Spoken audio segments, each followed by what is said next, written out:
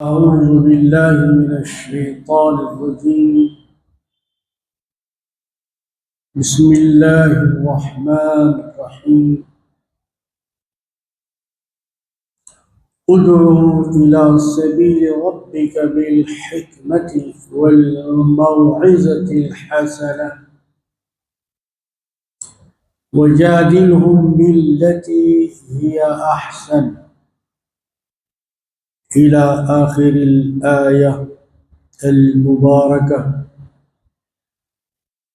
وقال الله سبحانه وتعالى في شأن حبيبه المصطفى: إن الله وملائكته يصلون على النبي يا أيها الذين آمنوا صلوا عليه وسلموا تسليما.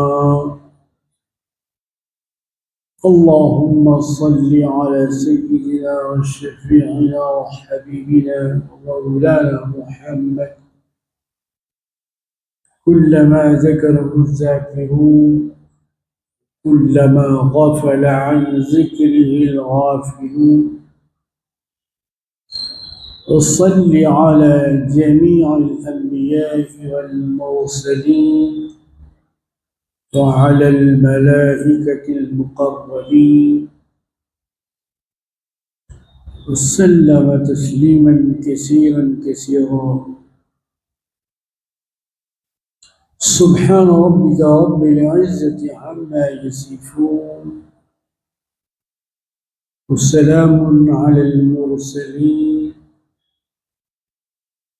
والحمد لله رب العالمين.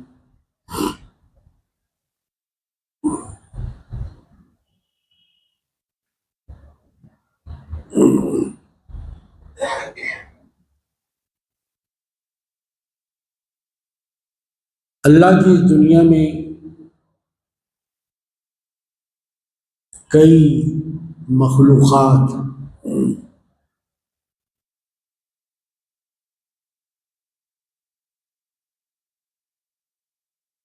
ایک روایت جو کتابوں میں دانشمندوں نے صاحبان علم و عقل نے بیان فرمائی ہے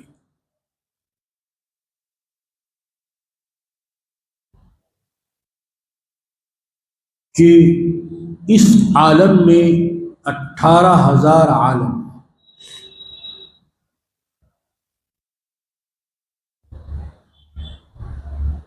تعداد بتائی گئی لیکن ان کی کیفیت نہیں بتائی گئی۔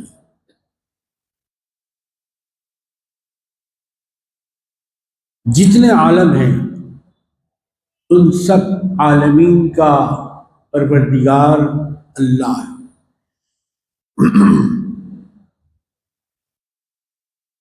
اللہ کا ہر کام حکمت پر مبنی ہوتا ہے۔ عربی زبان کا ایک مقولہ ہے: فعل الحکیم لا یخلو عن الحکمت۔ عقل مند آدمی کا کوئی بھی کام حکمت سے خالی نہیں ہوتا۔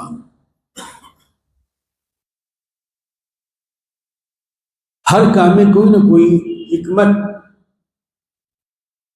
چھپی ہوئی ہوتی ہے۔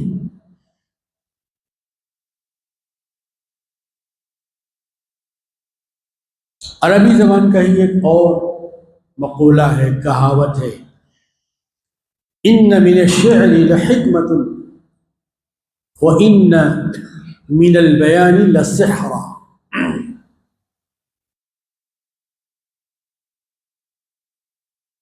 شعر و شاعری بیکار چیزیں نہیں ہیں، ان میں بہت سے اشعار ایسے ہوتے ہیں جن میں بڑی کام کی باتیں ہیں، فکر انگیز، روح پرور، مفید باتیں۔ جو انسانوں کے کام آئیں، ان کو فائدہ پہنچائیں۔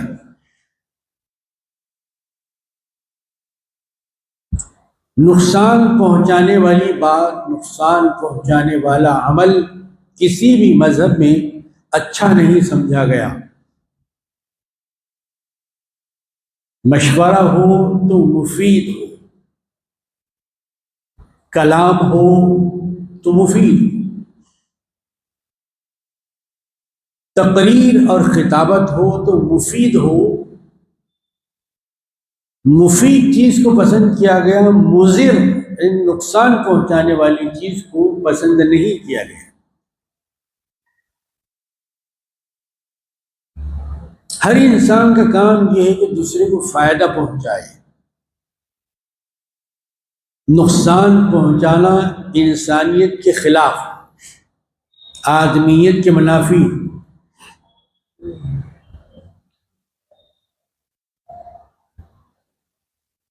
اسی بات کو سرکار دو عالم نور مجسم صلی اللہ علیہ وسلم نے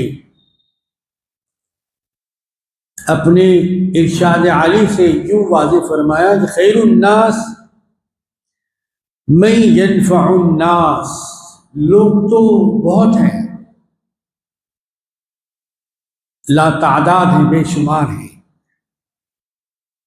لیکن ان لوگوں میں کون سا آدمی بہتر ہے؟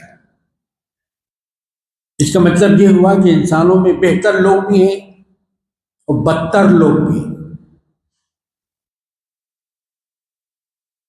انسانوں میں بہترین بھی ہیں اور بدترین بھی ہیں۔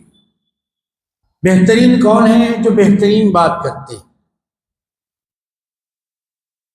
فائدے کی بات کرتے، نہ اپنے قلم سے نقصان پہنچاتے ہیں، نہ اپنی زبان سے، نہ اپنی کتاب سے، نہ اپنے خطاب سے۔ بہترین انسان کی نشانی یہ ہے کہ وہ بہتر بات، بہتر منصوبہ، بہتر مشورہ دیتا،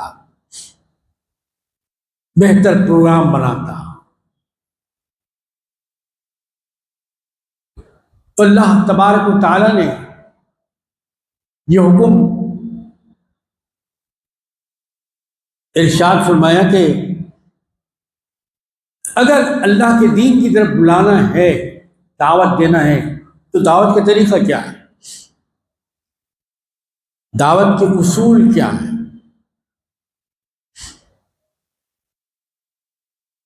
شادیوں کا موسم چل رہا ہے، ہم بھی دعوتوں میں جاتے ہیں، یہ دعوت طعام، کوئی زبانی آپ کو دیتا ہے اور کوئی دعوت نامہ باضابطہ چھاپ کر لا کر آپ کو دیتا ہے، بہت ہی خوبصورت۔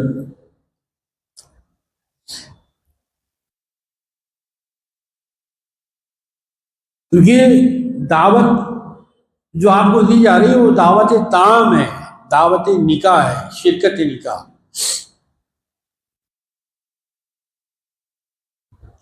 تو مطلب یہ دعوت کا ادب ہے۔ بندہ بندے کی طرف بلا رہا ہے، جب بندہ اللہ کے دین کی دعوت دے، دین کی طرف بلائے، تو اس کے بھی کچھ اصول، اس کے بھی کچھ ضابطے، اس کے بھی کچھ قوانین ہیں۔ بغیر ضابطے اور بغیر قانون کے کوئی بات مضبوط اور مستحکم نہیں ہوتی۔ یہ قاعدہ بتاتا ہے کہ جو دعوت دے رہا ہے اس کی زندگی باقاعدہ ہے، بے قاعدہ نہیں۔ دعوت سے اس آدمی کا مزاج، اس کا حال چال، اس کی طبیعت معلوم ہوتی ہے۔ ادعو امر کا صیغہ ہے، حکم دیا جا رہا ہے۔ اگر اللہ کے دین کی طرف بلانا ہے تو کیسے بلائیں گے آپ؟ کیا ہر کوئی اللہ کے دین کی دعوت دے سکتا ہے؟ دین کی دعوت دینے کا وہ پابند ہے؟ جو دین کی دعوت دینے پر وہ پابند کیا گیا ہے، تو اس بات کا جواب اسی آیت شریفہ میں ہے کہ وہ جو جناب، وہ جو صاحب دعوت کا فریضہ انجام دینے والے ہیں، ان کو سب سے پہلے دعوت دینے کا طریقہ سیکھنا چاہیے۔ دعوت دینے کے طریقے سے پہلے وہ خود واقف ہوں، ان کو معلوم ہو کہ لوگوں کو کیسے بلایا جائے۔ قصہ مختصر اس آیت مبارکہ میں جو قرآن مجید کی ہے، اور قرآن مجید کے اس حکم میں کبھی شک نہیں ہونا چاہیے۔ جہاں شک آیا پھر وہ آدمی مومن نہیں رہا بلکہ ملحد بن جاتا ہے۔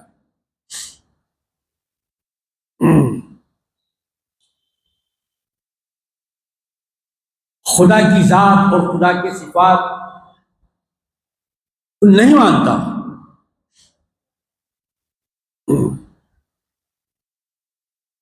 ٹھیک ہے، ایک آدمی نہیں مانتا، لیکن آپ اسے کیسے منوائیں گے؟ کیا ڈنڈا لے کر بھئی یہ بات آپ کو ماننا ہے؟ کیا اپنی بات منوانے کے لیے آپ اس کو زندہ میں قید کر دیں گے، اس کے ہاتھ میں ہتھکڑیاں اور پیر میں بیڑیاں ڈال دیں گے، جب تک میری بات نہیں مانیں گے میں تم کو قید رکھوں گا، آزاد نہیں کروں گا؟ اگر تم نے میری بات نہیں سنی تو میں تمہارا گھر گرا لوں گا۔ یہ بات بتانے کے، دعوت دینے کے طریقے نہیں ہے ان لوگوں کے لیے بطور خاص جو دعوت دین کے منصب پر فائز کیے گئے ہیں یا اپنے آپ کو وہ فائز سمجھتے ہیں۔ سماج میں ان کو عزت کی نگاہ سے دیکھا جاتا ہے، معاشرے میں ان کو احترام کی اور قدر کی نگاہوں سے دیکھا جاتا ہے۔ یہ بہت بڑی ذمہ داری ہے، یہ فریضہ دعوت کا، یہ کام ہر آدمی نہیں کر سکتا۔ وہی آدمی کر سکتا ہے جو علم سے پہلے آراستہ ہو، اس کو معلوم ہونا چاہیے کہ یہ دعوت کیسے دی جاتی ہے، دعوت کے طریقہ کیا ہے۔ مسلسل بولتے جانے کا نام عادت نہیں ہے، زور زور سے بولنے کا نام دعوت نہیں ہے۔ شور اور غوغے کو دعوت کا نام شریعت نے نہیں دیا۔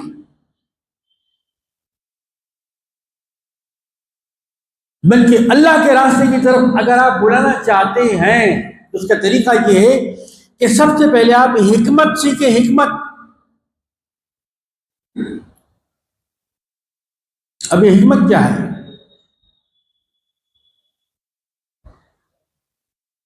حکمت کو ہم اپنے ذہن سے نہیں بلکہ سرکار دو عالم صلی اللہ علیہ وسلم جو صاحب حکمت بھی ہیں، حکمت کے لانے والے بھی ہیں، حکمت کو سمجھانے والے بھی ہیں، ان سے سمجھنے کی کوشش کریں گے کیا آپ نے حکمت کے بارے میں کیا فرمایا۔ اگر ہم کہیں گے تو ہماری بات ہوگی، لیکن جب سرکار دو عالم صلی اللہ علیہ وسلم کی بات آ گئی تو پھر آپ کی بات کو بھی ماننا ہے، آپ کی ذات کو بھی ماننا ہے۔ مکے میں سرکار دو عالم صلی اللہ علیہ وسلم کی ذات کو 40 سال تک لوگوں نے مانا، 40 سال تک۔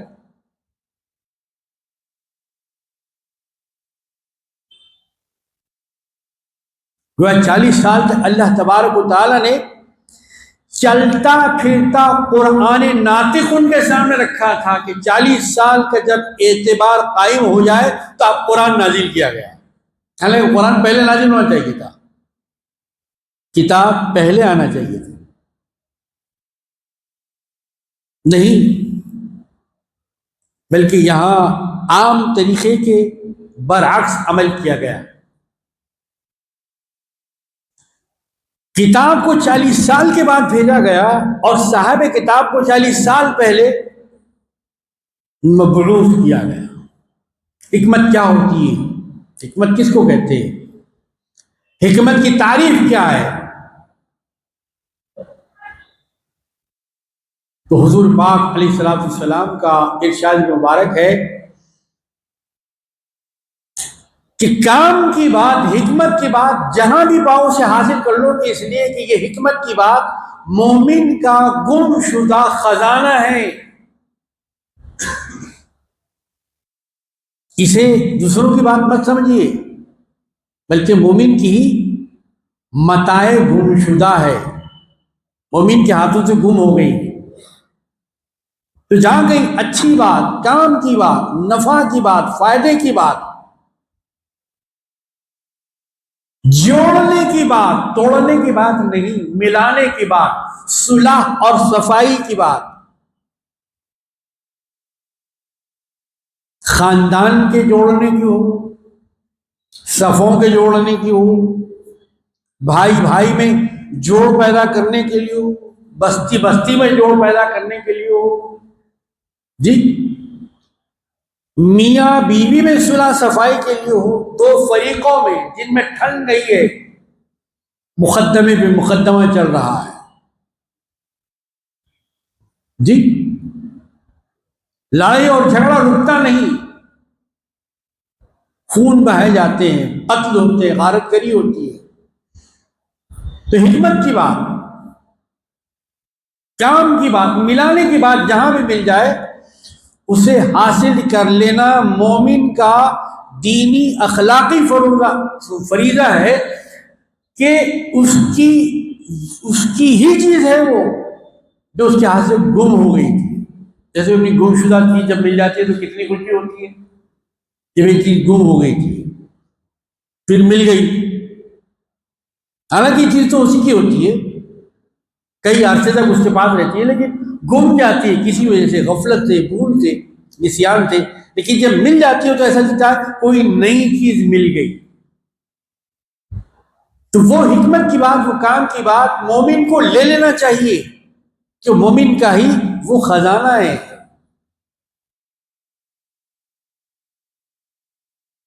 یہ تو حضور پاک علیہ الصلوۃ والسلام کا قول مبارک ہوا حکمت کے بارے میں۔ یہ حکمت قولی ہے۔ اب حکمت عملی کیا ہے؟ عمل میں حکمت کیسے؟ اس کا نمونہ بھی سرکار دو عالم صلی اللہ علیہ وسلم کی سیرت طیبہ میں ملتا ہے۔ اسی لیے کہا جاتا ہے کہ جس نے سیرت نہیں پڑھا اس نے کچھ بھی نہیں پڑھا، وہ ان پڑھ ہے، ناواقف ہے، لا یعقل ہے۔ ساری دنیا کی کتابیں جس نے پڑھ لی لیکن سیرت نہیں پڑھا تو پھر بھی وہ جاہل کا جاہل ہے۔ دنیا کی کوئی کتاب نہیں پڑھا لیکن سیرت پڑھا تو گویا اس نے ساری کتابیں پڑھ لی۔ سیرت النبی صلی اللہ علیہ وسلم میں ساری کتابوں کا نچوڑ ہے، خلاصہ ہے، رس ہے، ساری کتابوں کا حاصل ہے۔ ایک وقت آیا کہ مکہ پورا گرم ہو گیا، کوئی آپے میں نہیں ہے،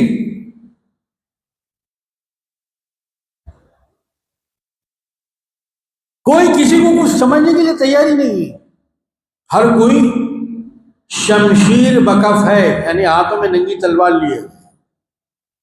کیوں بھائی، آخر کیا ہو گیا؟ کیا گھر پہ قبضہ ہوا؟ کیا کسی کی عزت پر ڈاکہ ڈالا گیا؟ کیا کسی کی دولت چھین لی گئی؟ کسی کا خزانہ لوٹ لیا گیا؟ نہیں صاحب، کچھ بھی نہیں ہوا۔ بندوں کے گھر کو کچھ نہیں ہوا، کہ معاملہ اللہ کے گھر سے متعلق تھا۔ اللہ کے گھر کے لیے سارے کے سارے لوگ آپے سے باہر ہو گئے۔ ایک کا دوسرے کو سمجھانا بڑا مشکل ہے، کوئی سننے کے لیے تیار نہیں، ہر کوئی کہہ رہا کہ میں صحیح ہوں، دوسرا غلط، یہ حق میرا ہے، کسی دوسرے کا نہیں ہے، خبردار کوئی آگے بڑھنے کی کوشش نہ کرے۔ اللہ، اب آپ اندازہ فرما سکتے ہیں کہ ویسے ہی مکہ تو پہلے سے ہی گرم تھا، پہاڑی علاقہ، گرم علاقہ، پتھروں میں رہتے رہتے ان لوگوں کے مزاجوں میں پتھر جیسی کیفیت آ گئی۔ پتھر بارش کو قبول کرتا ہے، سردی کو قبول کرتا ہے، گرمی کو قبول کرتا ہے،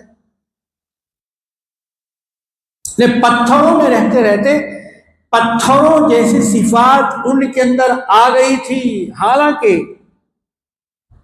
پتھر بھی برابر نہیں ہے، پتھروں میں بھی کئی قسمیں ہیں، تو قرآن شریف آپ پڑھیں گے تو پتہ چلے گا۔ اللہ تعالیٰ قرآن مجید میں ارشاد فرماتے ہیں پتھر پتھر برابر نہیں ہے، پتھروں میں بھی ایسے کچھ پتھر ہیں، ان پتھروں میں سے پانی کی نہریں نکل آتی ہیں۔ پتھر اللہ کے خوف سے شق ہو جاتے ہیں، پھٹ جاتے ہیں، ٹکڑے ٹکڑے ہو جاتے ہیں۔ اس کا نقطہ عروج وہ آیت مبارکہ ہے قرآن مجید کی، لو انزلنا هذا القرآن على جبل لرأيته خاشعا متصدعا من خشية اللہ۔ یہ بھی ایک پتھر ہے دیکھا جس کی مثال اللہ تعالیٰ قرآن مجید میں دے رہے ہیں۔ پہاڑ انتہائی مضبوط، انتہائی سخت۔ کیا کبھی کسی نے پہاڑوں کو اپنے گھوسوں سے توڑا ہے؟ فائٹ مارنے سے کیا پہاڑ کبھی ٹوٹیں گے؟ ہاتھ ٹوٹ جائیں گے، اگر کوئی پیر مارتا ہے تو پیر ٹوٹ جائیں گے، لیکن پہاڑ کو، لیکن جب اللہ تعالیٰ اپنا کلام، اپنی مشیت، اپنے ارادے سے اگر ان مضبوط پہاڑوں پر نازل فرماتے تو پھر پہاڑ کی کیا مجال کے اپنے مقام پر قائم رہے، ثابت رہے، وہ تو ٹکڑے ٹکڑے ہو جاتا۔ کلام خدا کی اتنی عظمت، اتنا وزنی، پارا پارا ہوا، چکنا چور، ریزا ریزا، تو پہاڑوں میں ایسے بھی ہے۔ لیکن بعض لوگوں کے سینوں میں ایسے دل ہوتے ہیں جو پتھر سے بھی زیادہ سخت ہوتے ہیں۔ یہ قرآن مجید میں بیان کیا گیا۔ یہ کسی تقریر، یہ خطاب یا کسی فتوے کا حصہ نہیں ہے، یہ قرآن مجید کی آیت مبارکہ ہے جسے آپ اور ہم مانتے ہیں۔ تو بہرحال مکہ بڑا گرم تھا، ہر ہاتھ میں تلوار تھی، ہر قبیلہ آمادہ پیکار تھا، جنگ کے لیے تیار تھا کہ اگر اس کے لیے جنگ ہوتی ہے تو میں جنگ کے لیے تیار ہوں۔ اللہ، ایسے ماحول میں کسی شعلہ بیانی کی ضرورت نہیں تھی، کسی تقریر کی ضرورت نہیں تھی، حکمت کی ضرورت نہیں تھی، قوت کی طاقت نہیں تھی، طاقت کی ضرورت نہیں تھی، بلکہ یہاں حکمت کی ضرورت تھی۔ اب سمجھیے آپ حکمت کیا چیز ہے، حکمت کہتی کس کو ہے، اور سرکار دو عالم صلی اللہ علیہ وسلم نے حکمت کیسے اپنی امت کو سکھایا ہے۔ ہم یہ کام کی باتیں چھوڑ کر اور باتوں میں پڑے ہوئے، نہیں بھائی، آپ کو اس راستے پر آنا ہے، یہ آپ کا راستہ ہے، یہ محمدی راستہ ہے، یہ رسول اللہ صلی اللہ علیہ وسلم کا راستہ ہے، یہ سنت کا، سیرت کا، اسوہ کریمہ کا راستہ ہے۔ جس پیغمبر پر آپ جان فدا کرنے کے لیے، نچھاور کرنے کے لیے، سجدے و قربان کرنے کے لیے تیار ہے، جس پیغمبر کا آپ میلاد مناتے ہیں، ان کا اسوہ حسنہ کیا ہے؟ دراصل یہ مساجد کے ممبروں سے سامنے آنا چاہیے، اپنی قوم کو، نوجوانوں کو، بچوں کو یہ باتیں بتانا ضروری ہے کہ ہر جگہ طاقت و قوت کام نہیں کرتی، بلکہ اسلام نے طاقت و قوت سے زیادہ حکمت سے کام لیا ہے۔ اور سرکار دو عالم صلی اللہ علیہ وسلم نے اس کا عملی نمونہ، پریکٹیکل نمونہ پیش فرمایا۔ سب لوگ آ گئے، کہاں گئے؟ اللہ کے گھر کے پاس، اللہ کے گھر کی تعمیر تھی۔ دیکھیے، کیا وہ لوگ کلمہ گو تھے جو اللہ کے گھر کی تعمیر کے لیے آگے بڑھے تھے؟ ایک سوال،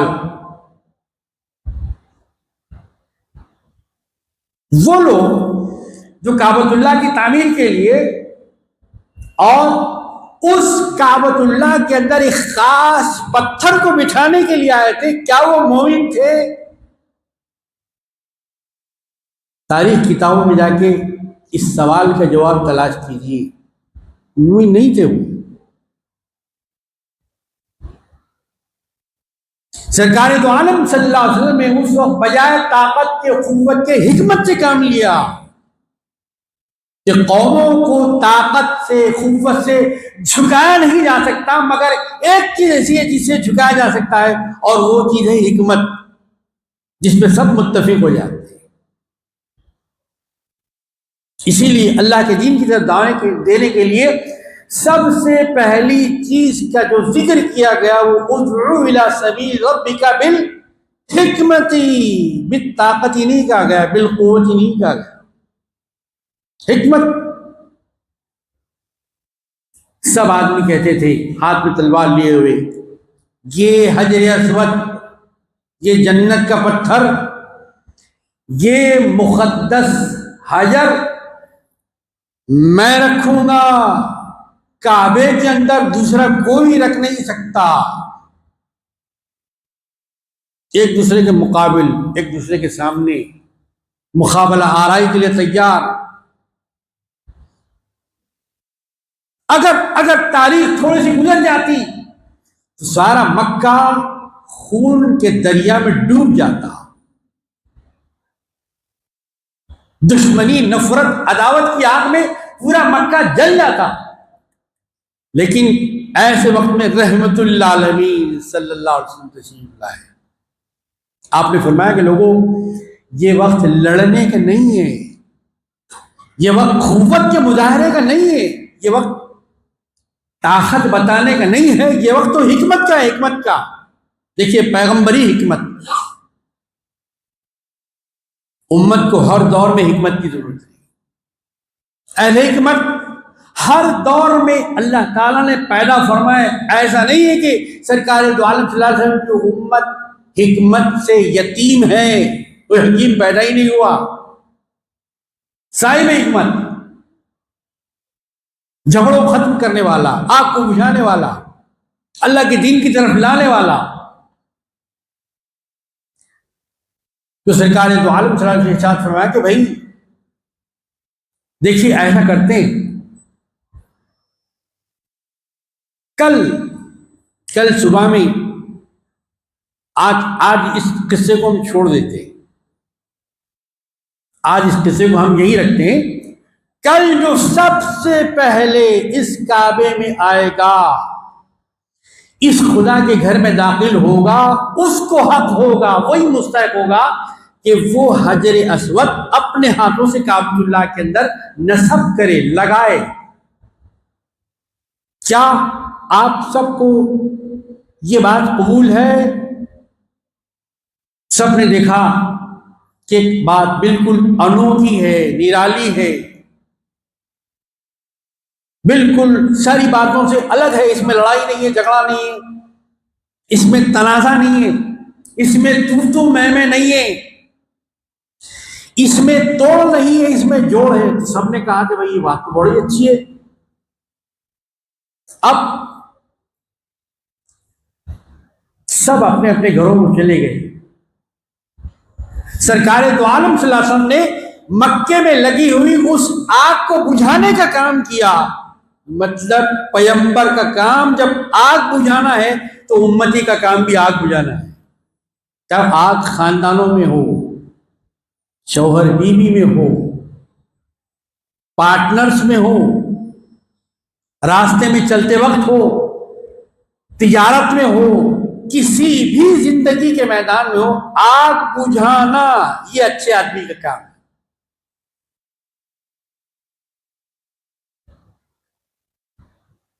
دوسرے دن جب خدا کی قدرت سے سورج نکلا، جس مقام سے وہ نکلا کرتا تھا روزانہ، جو قرآن مجید میں سورج کے بارے میں بتایا گیا، لَلشَّمْسُ يَنبَغِي لَهَا أَن تُدْرِكَ الْقَمَرَ، خبردار کبھی بھی سورج چاند کے محور میں، چاند کی گردش پہ جا نہیں سکتا، اور چاند کبھی سورج کی گردش میں نہیں آ سکتا۔ دونوں کا مقام بتا دیا گیا ہے، دونوں کا درجہ۔ تو جس کا جو مقام ہے اس کو اسی مقام پر رہنا چاہیے، جس کو جو کام دیا گیا۔ لِكُلِّ فَنٍ رِجَال، ہر فیلڈ کے، ہر میدان کے کچھ آدمی ہوتے ہیں، وہی کام کر سکتے ہیں۔ اگر کوئی کسان بلیک گاؤن پہن لے، پارکر پین لگا لے اور آ کر کورٹ میں ٹھہر جائے، کہا میں مقدمہ لڑوں گا، کیا کوئی عدالت دنیا کی اسے قبول کرے گی مقدمہ لڑنے کے لیے؟ کیونکہ وہ اس کا کام نہیں ہے۔ بلیک گاؤن پہن لینے، پارکر پین لگانے سے کوئی کسان لائر نہیں بن جاتا، جی قانون دان نہیں بن، اس کے لیے تو ایک پیریڈ گزارنا پڑتا ہے، اساتذہ کی خدمت میں بیٹھنا پڑتا ہے، سند لے لینے کے بعد بھی 3 سال اپنے سینئر کی خدمت میں تجربہ حاصل کرنا پڑتا ہے، فائلیں پٹ اپ کرنا پڑتا ہے، کرسپونڈنگ کرنا پڑتا ہے، فٹ نوٹس لکھنا پڑتا ہے۔ تجربہ حاصل ہونے کے بعد پھر وہ بینچ پر آئے گا، بحث کرنے کے موقف میں ہوگا۔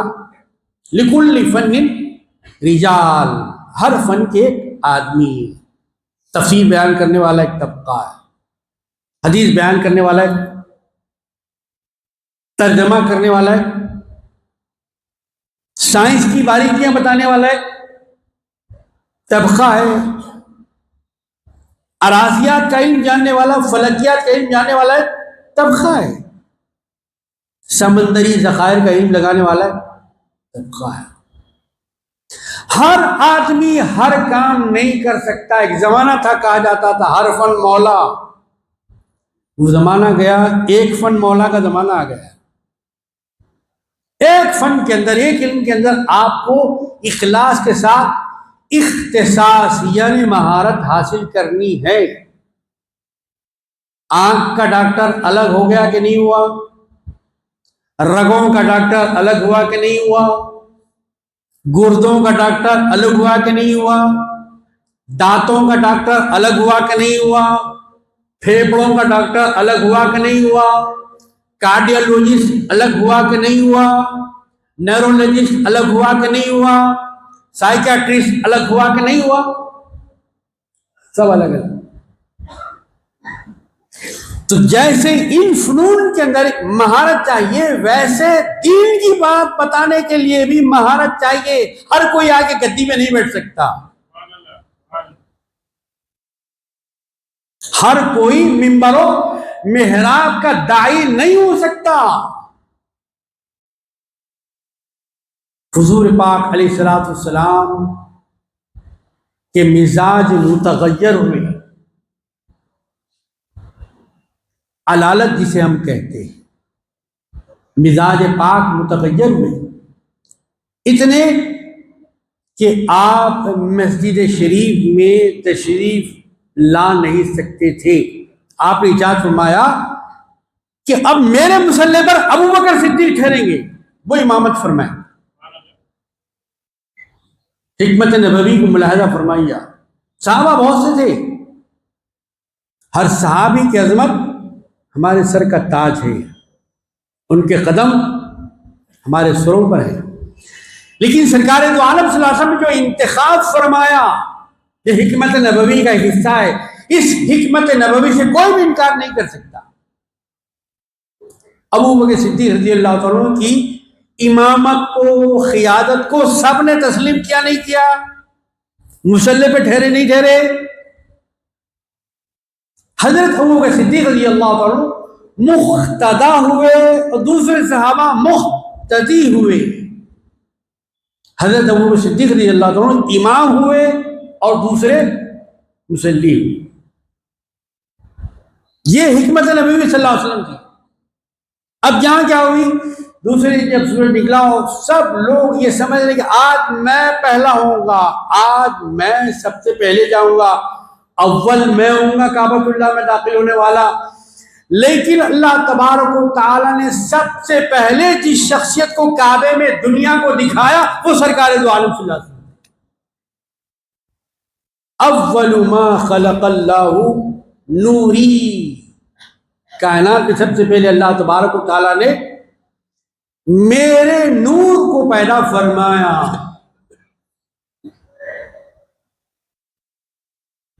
کائنات تخلیق میں سب سے پہلے، کعبۃ اللہ میں بھی سب سے پہلے. سب لوگ سمجھ رہے تھے، سارا مکہ سمجھ رہا تھا کہ میں پہلا فرض ہوں گا، لیکن نہیں. وہاں اللہ تبارک و تعالیٰ کو پاک گھر میں پاک رسول کے سوائے کسی کو دیکھنا نہیں چاہا.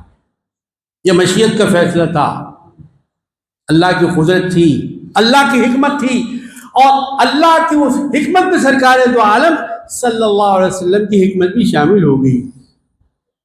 سب سے پہلے دیکھا کہ کون ہے کعبۃ اللہ شریف کے اندر سرکار دو عالم صلی اللہ علیہ وسلم. کہا جب سب نے دیکھ لیا تو بھائی آپ پہلے ہیں تو اب آپ کا جو فیصلہ ہوگا ہم سب تسلیم کریں گے. یعنی حکمت نبوی کو سب نے تسلیم کیا، اور تسلیم کرنے میں ان کی عافیت تھی. اب سرکار دو عالم صلی اللہ علیہ وسلم کو یہ حق حاصل ہو گیا تھا، رائٹ مل گیا تھا کہ آپ اپنے مبارک ہاتھوں سے حجر اسود کو اس کے مقام پر نصب فرما دیں. لیکن رحمت عالم کی رحمت للعالمین، ہم کہتے ہیں مسلمان ہو کر، آپ کے غلام ہو کر، آپ کے امتی، آپ کے پیرو ہو کر، کہ میں سرکار کی رحمت سے محروم نہیں. سرکار نے بتایا کہ کافر بھی میری رحمت سے محروم نہیں. دوست کو تو رحمت ملی ہے، لیکن دشمن کو بھی سرکار نے اپنے ہاتھوں سے رحمت بانٹی. آپ چاہتے تو اکیلے ہی پتھر رکھ دیتے، لیکن آپ نے وہاں حکمت سے کام لیا. حکمت کیا ہے؟ اسلام میں حکمت کس کو کہتے ہیں؟ حکمت کہاں کہاں کام آتی ہے؟ حکمت کے فائدے کیا ہیں؟ اس حکمت کی طرف تو ہمارا ذہن جاتا ہی نہیں. 2 لاکھ کا چاندی خانہ، 3 لاکھ کا کھانا، 5 لاکھ کا دام دہیج، اسی تک ہماری ذہن کام. حکمت آخر کیا چیز ہے؟ کہاں ملتی ہے حکمت؟ کس بادشاہ کے خزانے میں بند ہے؟ حکمت کہیں اور نہیں ہے. حکمت تو سرکار دو عالم صلی اللہ علیہ وسلم میں ختم ہو پڑی. کوئی لینے والا چاہیے؟ کوئی ہے؟ کسی نے لیا حکمت؟ کہا کہ حکمت لیا حضرت ابوبکر صدیق نے. حکمت لیا تو صدیقوں کے امام بن گئے.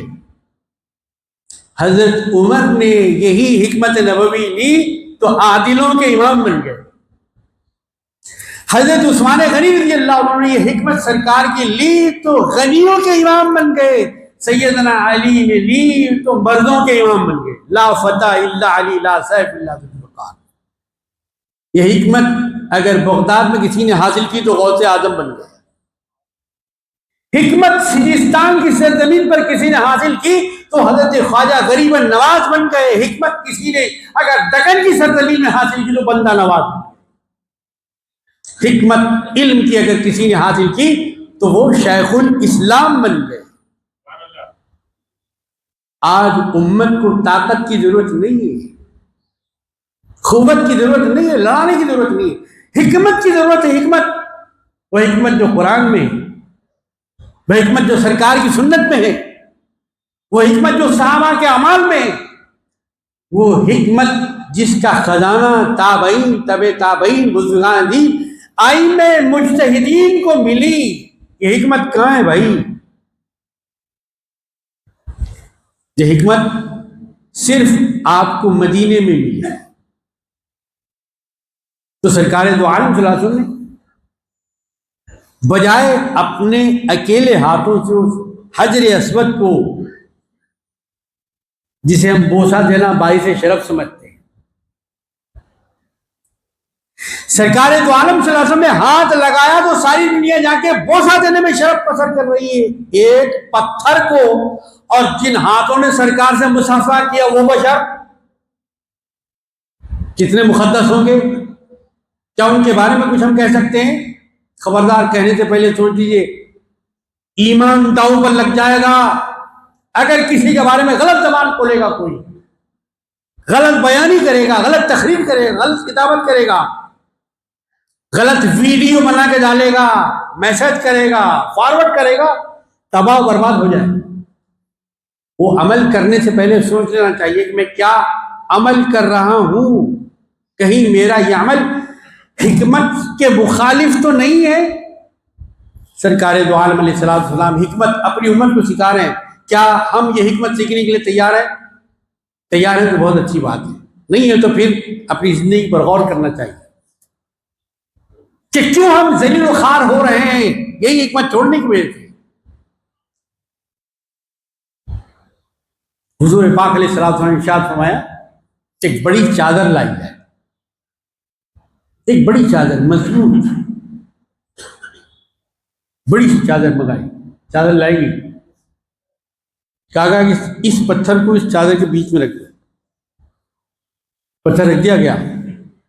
اس کے بعد سرکار دو عالم صلی اللہ علیہ وسلم نے حکمت سے ارشاد فرمایا کہ اب ہر قبیلے کا سردار اس چادر کو پکڑ لے گا، چادر کو پکڑنا گویا پتھر کو پکڑنا ہے۔ اللہ اکبر! دیکھیے کافروں میں رحمت تقسیم ہو رہی ہے، ارے ایسی رحمت کی ضرورت ہے بھائی۔ سرکار دو عالم صلی اللہ علیہ وسلم نے حکمت میں داخل فرمایا، حکمت سے خارج نہیں فرمایا۔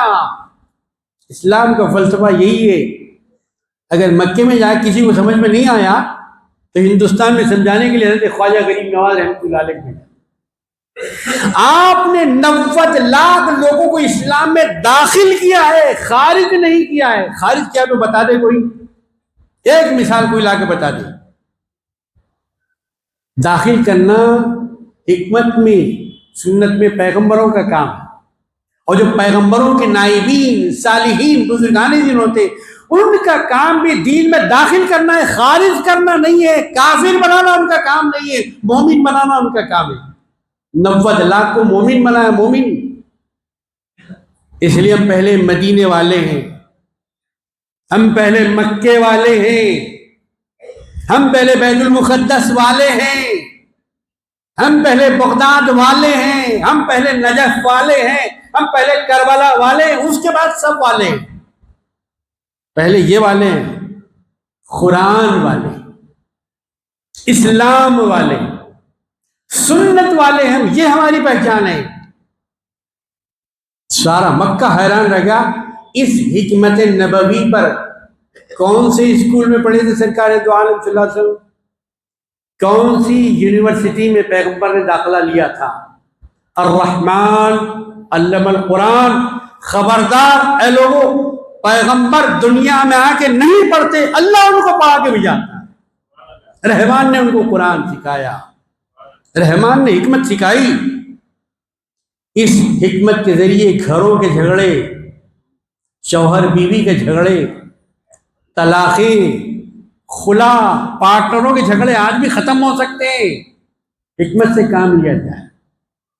لگی ہوئی آگ بجھ سکتی ہے،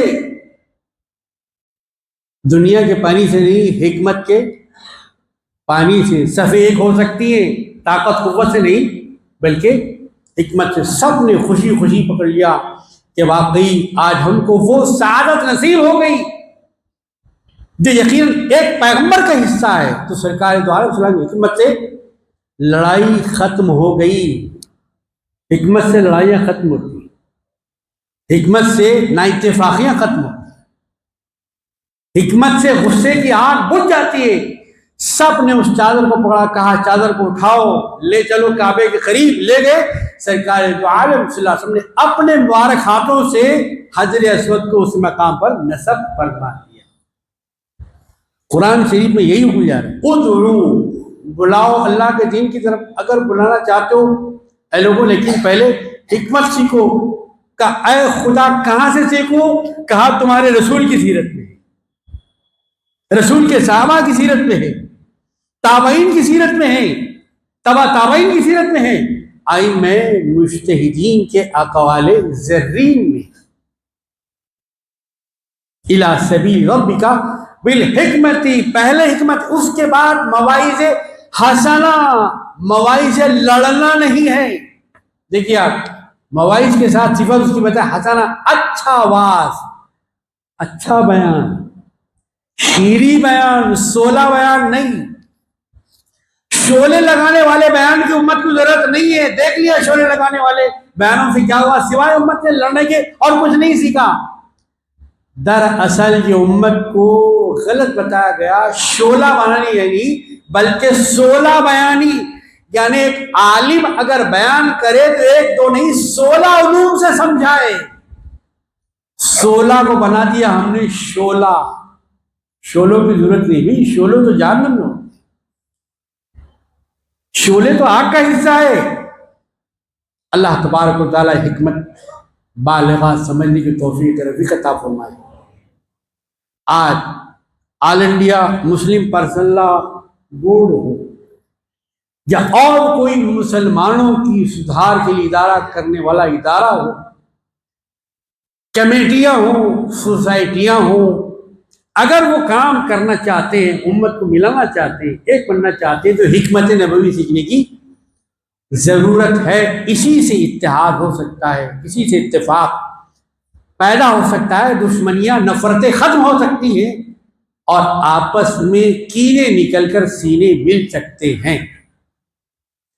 اسی حکمت کے نقطے کو بنانے کے لیے اللہ تعالیٰ نے مہینے کی نسبت تو اپنی طرف فرمائی، لیکن اس میں رات سرکار دو عالم صلی اللہ علیہ وسلم کی ہے، جس کا نام ہے معراج النبی صلی اللہ علیہ وسلم۔ یہ بھی اللہ کی حکمت کا بہت بڑا راز، یہ راز بتانے کے لیے رات آتی ہوا۔ واخر دعوانا الحمدللہ۔